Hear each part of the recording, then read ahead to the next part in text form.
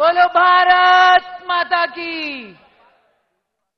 जयघोष इतका दमदार पाहिजे की जे भारत माताला इजा करतायत, जखमा करतायत, त्यांना लक्षात आलं पाहिजे की आवाज कुठनं पुकारला जातोय. जयघोष जोरात होणार का?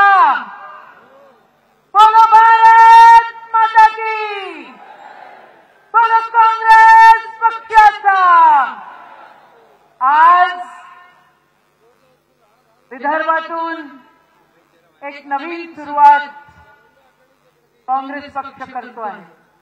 या व्यासपीठावर उपस्थित सर्व आदरणीय एआयसीसीचे सर्व प्रमुख, या ठिकाणी उपस्थित सर्व TWCचे सदस्य, समजा आमदार, सगळे माजी आमदार, या ठिकाणी आलेले महाराष्ट्राच्या आणि महाराष्ट्राच्या आजूबाजूनी आलेले सर्व काँग्रेसवर आणि काँग्रेसच्या विचारधारेवर प्रेम करणारे सर्व आदरणीय, सर्वात प्रथम मी तुमचं या ठिकाणी स्वागत करते आणि खरोखर मनापासून तुमचे आभार मानते की एवढी दडपशाही सुरू असताना देखील तुम्ही मात्र सगळेजण त्या ठिकाणी निष्ठेने उभे आहात. सर्वात पहिले तुमच्यासाठी जोरदार टाळ्या वाजवा. बघा, ही विदर्भाची भूमी आहे. या ठिकाणी मानवतेची मोठी क्रांती भारतरत्न डॉक्टर बाबासाहेब आंबेडकरांनी त्याची सुरुवात केली होती. या ठिकाणी ताजुद्दीन बाबा आहे. विदर्भाच्या भूमीमधले राष्ट्रसंत तुकडोजी महाराज आहे. त्या ठिकाणी पुन्हा एकदा मानवतेचा संदेश देणारे वैराग्यमूर्ती गाडगे बाबा आहे. आणि ज्या वेळेला विदर्भातून आवाज पुकारण्यात आला त्या वेळेला मानवतेचा संदेश आणि खऱ्या अर्थानं काँग्रेसच्या विचारधारेला मोठी साथ मिळाली. माझा तुम्हाला प्रश्न आहे, तुम्ही सगळेजण काँग्रेसची विचारधारा त्या ठिकाणी बळकट ठेवण्यासाठी साथ देणार का? आवाज जोरात. बोलो भारत माता की, बोलो काँग्रेस पक्षाचा. काय काय सुरू आहे आपल्या देशात, काय काय गोंधळ घालतायत, काय काय आकाश करतायत, काय प्रकारे दडपशाही घेतायत. 1920 मध्ये महात्मा गांधींनी आवाज पुकारला. आज तुमच्या समोर सन्मान्य खरगेजी, सन्मान्य राहुल गांधीजी आणि पूर्ण काँग्रेस कमिटी या ठिकाणी आहे. त्या आवाजाला आपल्याला साथ द्यायची आहे.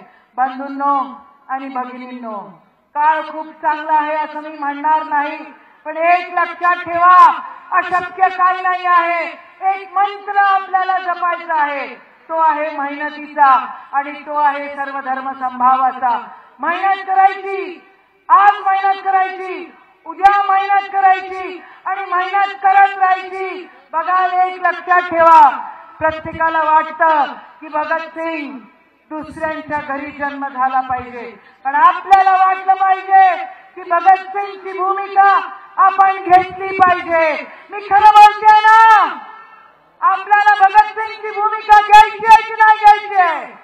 काँग्रेस पक्षाची भूमिका एकच आहे की आपल्याला सगळ्यांना एकत्र राहायचं आहे. माय बाप हो, कधी कोणी ईडी लावतं, कधी कोणी काय दडपशाही करतं, नाही त्या गोष्टी तुम्हाला माहिती आहे. आज सुनील केदारांवर काळी घटना घडती आहे का? कारण त्यांना जबरदस्ती करण्यात आली होती. ते म्हणली नाही, मी माझा काँग्रेस पक्ष कधी सोडणार नाही. तुम्ही सगळेजण काँग्रेसचे निष्ठावान आहात. या ठिकाणी बसलेला कणाकणामध्ये काँग्रेसची विचारधारा आहे. राष्ट्रसंत तुकडोजी महाराजांच्या नावाने हे नागपूर विद्यापीठ आहे, गाडगे बाबांच्या नावाने तुकडोजी महाराजांच्या नावाने गाडगे बाबांच्या नावाने अमरावती विद्यापीठ आहे. आपण सर्वधर्म समभावाचे पाईक आहोत. आपण घाबरणारी माणसं नाही आहोत. ताजुद्दीन बाबाचं दर्शन देखील याच ठिकाणी आपल्याला होतो. आणि बघा, एक निष्ठा आणि सातत्याने मेहनत करण्याची भूमिका जर आपण घेतली तर कोणी आपल्याला दाबू शकणार नाही. जे इंग्रजांनी केलं ते आज सत्तेत असलेले करतायत. ज्यांनी आपल्याला साथ दिली नाही स्वातंत्र्याच्या लढाईमध्ये ते दडपशाही आणतायत आणि या सगळ्या लोकांना आपल्याला मागे सारायचंय.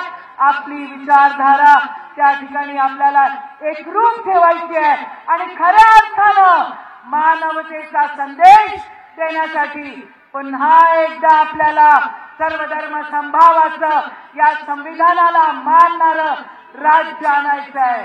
मी तुम्हाला पुन्हा एकदा विचारते, आपण सगळेजण पूर्ण ताकद लावणार का? या देशाला एकत्र ठेवणार का? बोलो भारत माता की, बोलो काँग्रेस पक्षाचा. जय हिंद, जय महाराष्ट्र.